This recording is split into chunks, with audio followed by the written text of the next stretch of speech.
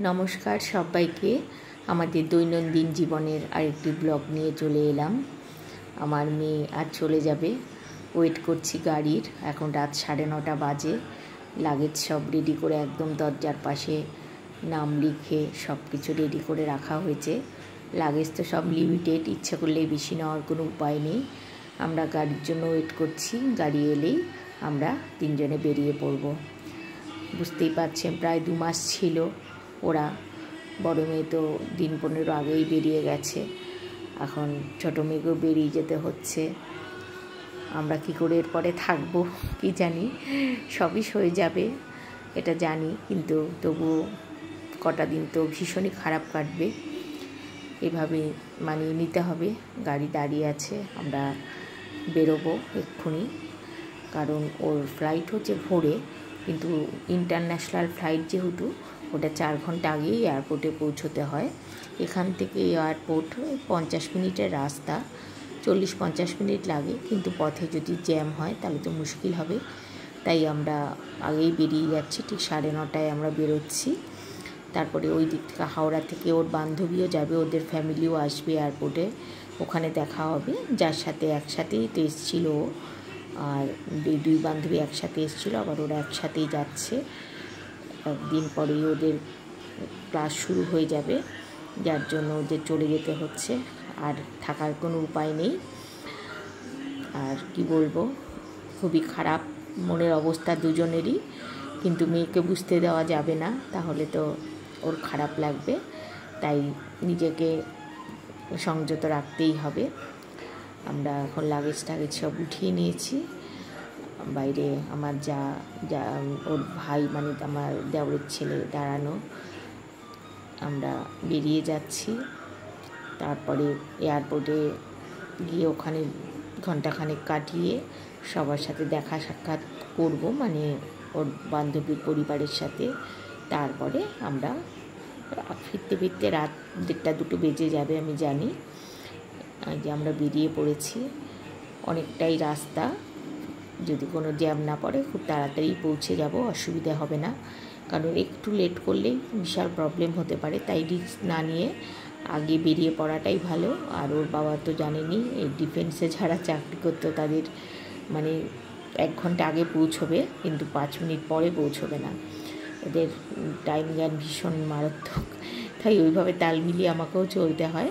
আমি অবশ্য পছন্দ করি আগে আগে সব কাজ করা, ফেলে রাখা কোনো কিছুই পছন্দ হয় না আমারও। ওইভাবেই আমাদের দুজনের মানসিক ইয়েটা তৈরি হয়ে গেছে।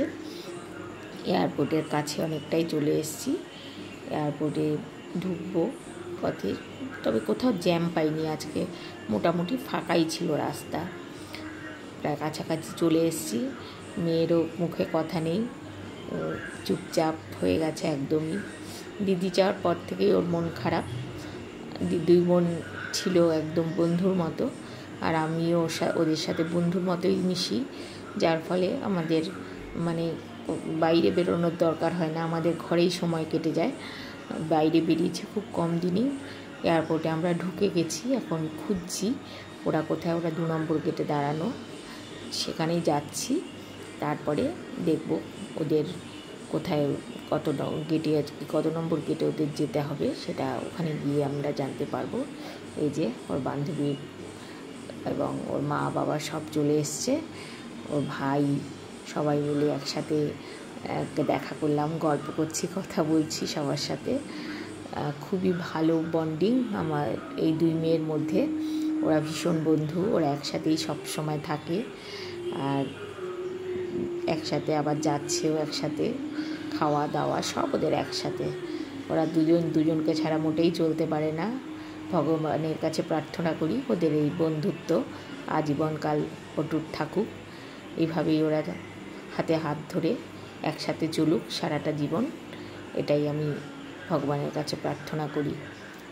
এদিকে সব ওরা গুছিয়ে নিয়েছে, লাগেজ ট্রলিতে সব উঠিয়ে নিয়েছে। এবার ওরা ঢুকবে, ওদের ছেড়ে দিতে হবে, কারণ 12টার মধ্যে ওদের একদম ভেতরে ঢুকে যেতে হবে। 11:30 বেজে গেছে, ওদের আর আটকে রাখা যাবে না। কিছু ফটো তোলা হচ্ছে, মনটা খুব খারাপ লাগছে। কী করব, কিচ্ছু করার নেই, একদম হাসি মুখে বিদায় দিতে হবে, না হলে তো ওরাও থাকতে পারবে না। ওদের পৌঁছতে রোববার মানে অনেক রাতেই পৌঁছবে ওরা। এদিকে ওরা ঢুকে দাঁড়িয়ে রয়েছে 2 নম্বর গেটে, কিন্তু এখন শুনতে পাচ্ছি ইন্টারন্যাশনাল ফ্লাইট নাকি এখানে না 4 নম্বরে যেতে হবে, জানি না, দেখুক ওরা লাইনে দাঁড়িয়েছে, এবার বোঝা যাবে কি হয় না হয়। লাইনে দাঁড়িয়ে আছে, আমরা ওয়েট করছি, কিন্তু কি কথা বলছে বুঝতে পারছি না। দূর থেকে, আমাদের তো কাছে যেতে দেবে না, দূর থেকেই দেখতে হচ্ছে, দেখা যাক কি হয়। ওরা চলে গেলে এই দেখুন ওখান থেকে বলেছে ইন্টারন্যাশনাল ফ্লাইট সব 4 নম্বরে। ওর বাবা আবার ট্রলি নিয়ে ছুটছে, নিয়ে যাচ্ছে পেছন পেছন। ওরা 4 নম্বরে দিয়েছে আর কি, 4 নম্বরে যেতে হবে। 4-5 নাকি ইন্টারন্যাশনাল ফ্লাইট। আসলে এর আগের বার যখন গেছিলো তখন তো দিল্লি থেকে গেছিলো, তার জন্য আমরা জানতাম না ইন্টারন্যাশনাল ফ্লাইট কততে দেয়, তাই এবার জানলাম। এবার ওরা ঢুকে গেলে আমরাও বেরিয়ে যাব, ওদেরও চলে যেতে হবে, ওদের বাড়ি হাওড়ায়, আর আমরা যাব অশোকনগর। দুজনের 2 দিকের রাস্তা। ওরা ঢুকে যাচ্ছে, দূর থেকে দেখছি, দেখা ছাড়া তো আর কিছু উপায় নেই। ভেতরে তো আমরা অ্যালাউড নই, যারা যাবে একমাত্র তারাই। অনেকটা দূরে আমাদের আটকে দিয়েছে, আমরা দূর থেকে ভিডিও করছি, ভিডিও করারও নিয়ম নেই, তবুও করছি দূর থেকে। ওরা ভেতরে ঢুকে গেল, এটাই মানে এখন আর কিছু না, এখন শুধু ফোনের অপেক্ষা, ভিডিও কল, এভাবেই এখনও আস্তে আস্তে। আবার কবে আসবে ঠিক নেই, 1.5-2 বছর পরেই আসবে। আমরা বেরিয়ে পড়েছি। ভিডিওটা আপনাদের কেমন লাগলো অবশ্যই জানাবেন, যদি ভালো লাগে একটা লাইক করে দেবেন, একটু কমেন্ট করবেন। সবাই ভালো থাকবেন, সবাইকে অসংখ্য ধন্যবাদ।